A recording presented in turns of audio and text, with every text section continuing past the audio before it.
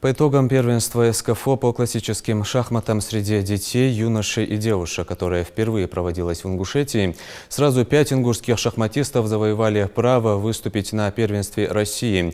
Еще 4 отправятся на соревнования «Первая лига».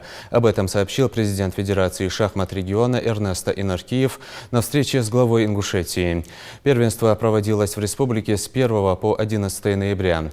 По словам Эрнесто Инаркиева, в соревнованиях приняли участие порядка 170 юных шахматистов из всех субъектов СКФО. Глава региона поблагодарил организаторов мероприятия и родителей. Напомним, руководство региона уделяет особое внимание популяризации шахматного спорта. В настоящее время во всех школах республики введены уроки шахмат.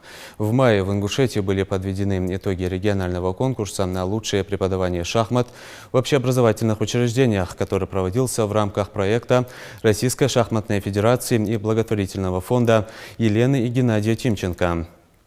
В августе в республике прошли международный шахматный фестиваль «Башня Согласия» и детский шахматный турнир «Надежды Северного Кавказа-2018». В прошлом году всего 2 только смогли отбор пройти. Вот где серебро было, там у нас мальчик до 13 лет, они по 7 побед одержали с конкурентом, но решающей партии тот победил. Для нас он очень удачный, потому что обычно, когда за пределами республики проходит чемпионат, у нас делегация максимум 15 человек выезжает, это на каждого расходу серьезно. А сейчас 46 участников от Ингушетии выступили, и вот 5 на первенство России прошло, еще 4, там есть, кто 5-6 занял место, там еще соревнования «Первая лига». То есть 9 человек прошли отбор, попали в шестерку, такого не было раньше.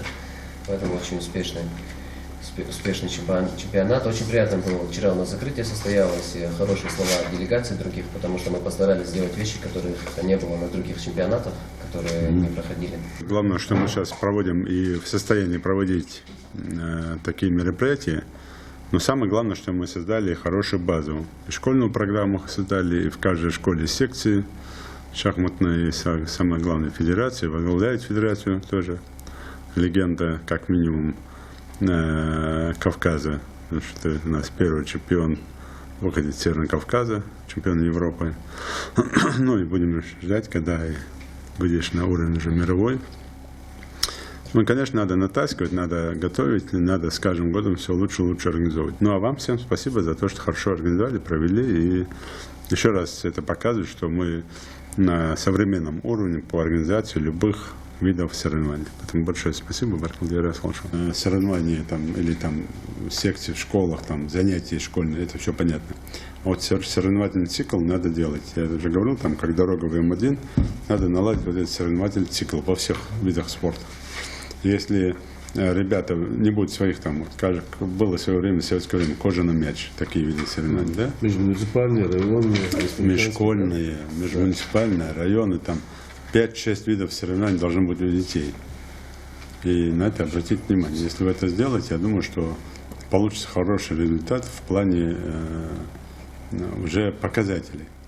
Да, понятно, что нужно в любом случае там лет 5 еще как минимум нам на какой-то уровень выйти. Там звездочки будут появляться, там какие-то индивидуально. Но в масштабе мы лет 5 надо. Но это в том случае, если правильно организуете вот эту систему.